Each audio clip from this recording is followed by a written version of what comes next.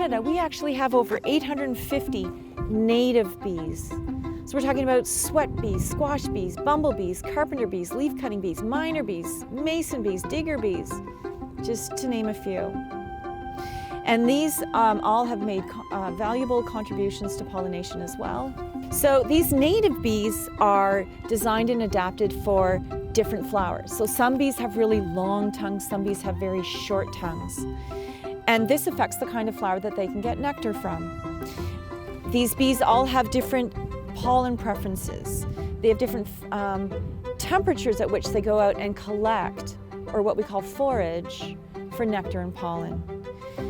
They have different distances at which they can fly. Generally, the smaller the actual size of the bee is, the less distance it can fly. And they even have different times of day at which they forage. But as I said, these native bees make important, often unnoticed contributions to pollination and what we call ecosystem balance. So 30% of our native bees are cavity dwellers, but the other 70% are actually nest in the ground, in soil.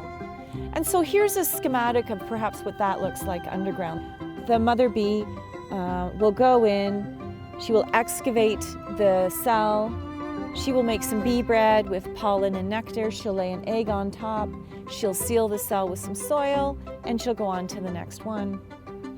And then the developing bee will stay in this stage underground until the following summer, and then it will emerge.